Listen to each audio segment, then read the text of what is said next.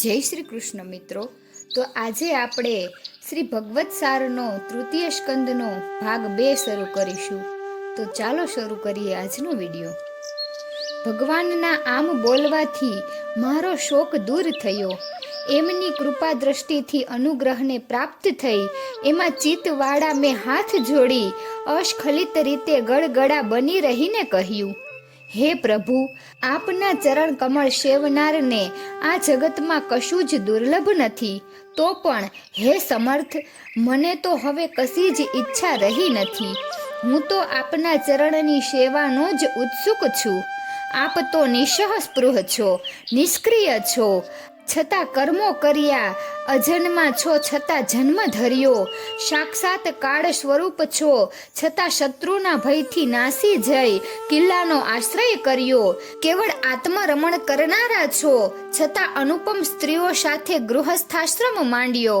તમારી આવી બધી લીલાઓ તો જ્ઞાનીઓને પણ મોહ પમાડે એવી છે.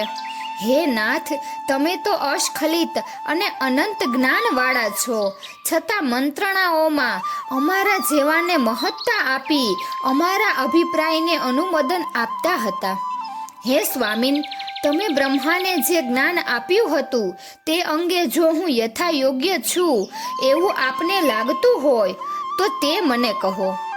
મારી આવી વિનંતી પછી તેમણે મને મહાન વિદ્યા ભણાવી અને પોતાનું સત્ય સ્વરૂપ મને સ્પષ્ટ રીતે કહી બતાવ્યું.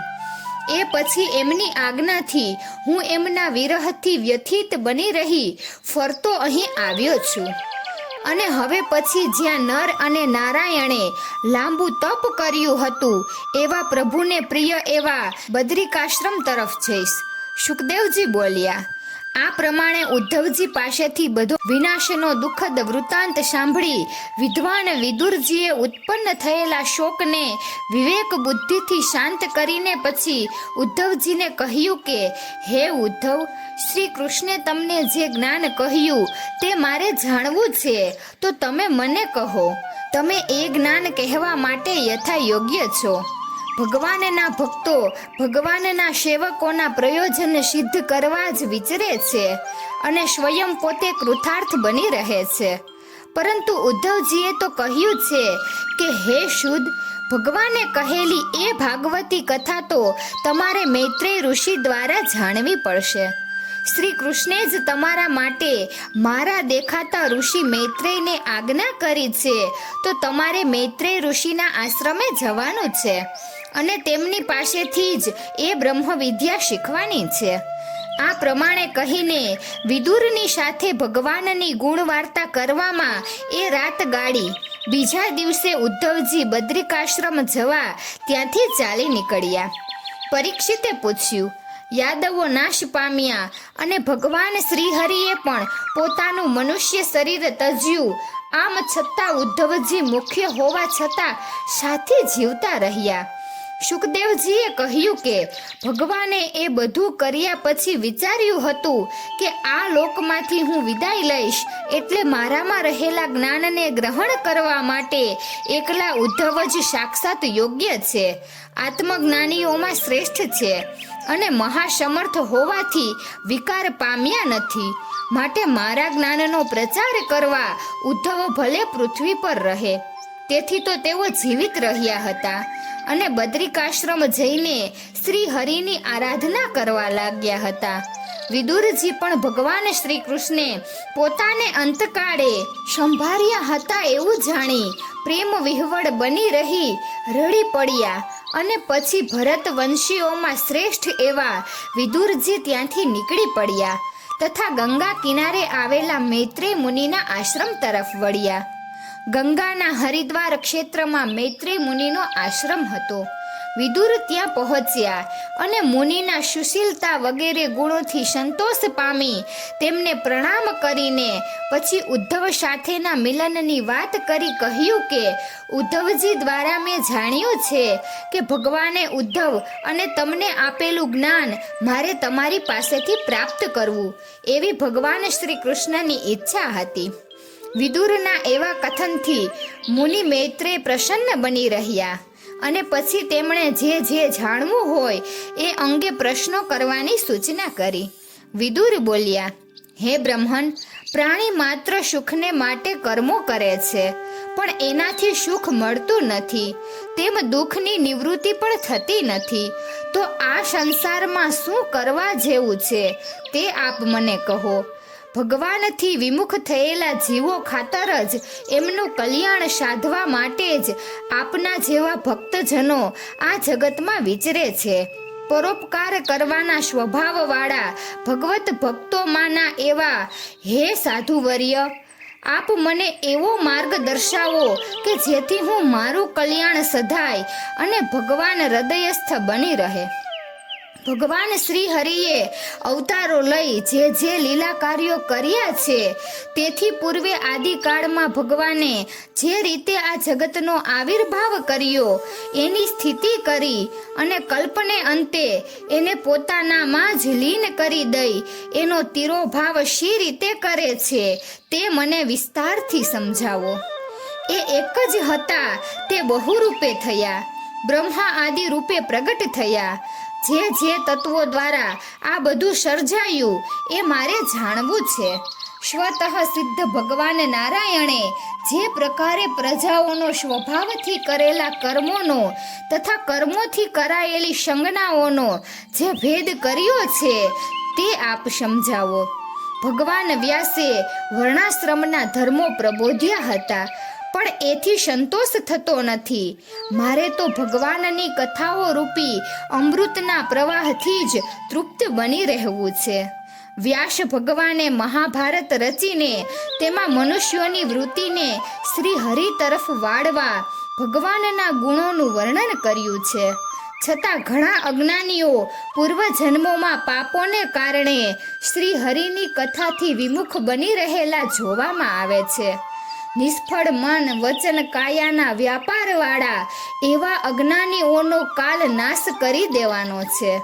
દુઃખીઓના બંધુ એવા હે મૈત્રેય, કલ્યાણ અને તીર્થરૂપ શ્રી હરિની કથાઓનું મૂળભૂત રહસ્ય આપ મને સમજાવો. ભગવાનના અલૌકિક કર્મોથી મારા આત્માને તૃપ્ત કરવા આપ જ સમર્થ છો. આ પ્રમાણે વિદુરે કહ્યું એટલે મૈત્રેય બોલ્યા, હે વિદુર, તમારી જિજ્ઞાસા અતિ ઉત્તમ છે. તમે તો વેદવ્યાસના પુત્ર છો. તમે ભગવાનને અનન્ય ભાવથી સ્વીકારો એમાં આશ્ચર્ય ન હોય. તમે તો પ્રજાઓને નિયમમાં રાખનાર ભગવાન યમદેવ છો. માંડવ્ય ઋષિના 100 વર્ષ સુધી શુદ્ર બની રહેવાના શાપથી તમે વિચિત્ર વીર્ય સ્ત્રીની દાસીમાં વ્યાસ ભગવાન દ્વારા ઉત્પન્ન થયા છો. એ સમય હવે પૂરો થઈ ગયો છે, એટલે શ્રી ભગવાનને નિત્ય પ્રિય એવા તમને જ્ઞાનોપદેશ કરવાની ભગવાને મને આજ્ઞા કરી છે. હવે પોતાની જ યોનિમાંથી વૃદ્ધિ પામેલી અને જગતના સર્જન પાલન અને લય કરનારી ભગવાનની લીલાઓ હવે હું તમને કહીશ. પહેલા ભગવાન એકલા જ હતા. એમણે વિચાર્યું કે હું બહુ થાવ. પરિણામે પોતાની માયા શક્તિથી એમણે આ જગત સર્જ્યું. ભગવાનની એ શક્તિ મિથ્યા પ્રદર્શન રૂપ નથી, એ તો એમની આત્માભૂતા શક્તિ છે. આ સ્વાભાવિકી આત્મભૂતા શક્તિ અનેક ચમત્કૃતિ કરનારી હોવાથી માયા શક્તિ કહેવાય છે. અદ્ભુત ક્રિયા કરવાના સામર્થ્યવાળી હોવાથી પ્રકૃતિ શક્તિ કહેવાય છે. ભગવદ્ ગીતામાંની જેમ ઉપનિષદ સાહિત્યમાં પણ મિથ્યા પ્રદર્શન કરનારી માયાનો ઉલ્લેખ નથી. આવી આત્મભૂતા ચિત્શક્તિના અપૂર્વ ઈચ્છા જ્ઞાન અને ક્રિયા કરનારા વિભવ રૂપે ઈક્ષણ શક્તિ, માયા શક્તિ, પ્રકૃતિ શક્તિ વગેરે હેતુ ગર્ભિત નામો આપવામાં આવ્યા છે. પાછળનો માયાવાદ ઉપનિષદથી લઈને ચારે પ્રસ્થાન ગ્રંથોમાં પ્રાપ્ત થતો નથી. બહુ થવાની ઈચ્છાવાળા ભગવાન પછી મહતત્વ રૂપે પ્રગટ્યા. મહતત્વ વિજ્ઞાન સ્વરૂપ પોતાનામાં રહેલા જગતને પ્રકાશ કરનારું અને અજ્ઞાનને દૂર કરનારું છે. એમાં વિકાર થયો એટલે અહંકાર તત્વ ઉત્પન્ન થયું. સાત્વિક, રાજસ અને તામસ એવા 3 પ્રકારના અહંકારમાં વિકાર થતા મન ઉત્પન્ન થયું અને ઇન્દ્રિયોના અધિષ્ઠાતા દેવતાઓ પણ ઉત્પન્ન થયા. એ સાત્વિક અહંકારમાંથી થયા. રાજસ અહંકારથી જ્ઞાનેન્દ્રિયો અને કર્મેન્દ્રિયો ઉત્પન્ન થઈ. તામસ અહંકારથી આકાશ સિદ્ધ થયું. આકાશમાંથી સ્પર્શ ઉત્પન્ન થયો અને એ રૂપાંતર પામી તેમાંથી વાયુની ઉત્પત્તિ થઈ. હે મહાબળવાન વાયુ, આકાશ સહિત વિકાર પામ્યો અને તેમાંથી રૂપ તન્માત્રા દ્વારા જ તેજ ઉત્પન્ન થયું. તેજ રસ તન્માત્રા દ્વારા જળ ઉત્પન્ન કર્યું અને જળ વિકાર પામતા ગંધ ગુણ દ્વારા પૃથ્વી ઉત્પન્ન કરનારું થયું. હે મહાન વિદુર, આકાશવાદી મહાભૂતોમાંના કાર્યરૂપ તત્વો પૂર્વના કારણરૂપ તત્વથી યુક્ત છે. તેથી અનુક્રમે તે તેમાં અધિક ગુણો જાણવા મહતત્વ વગેરેના અભિમાની દેવતાઓ એકલા જ થઈ જુદા રહેતા હોવાથી જગતની રચના કરવા સમર્થ ન હતા. એટલે તેમણે ભગવાનને વિનંતી કરી કે હે પરમાત્મા, અમે આપના શ્રી ચરણોમાં નમસ્કાર કરીએ છીએ. યોગીઓ, ઋષિઓ, ભક્તો સર્વ કોઈનો અંતિમ આશરો આપના ચરણ કમળમાં જ હોવાથી અમે આપના એ ચરણ કમળને શરણે આવ્યા છીએ.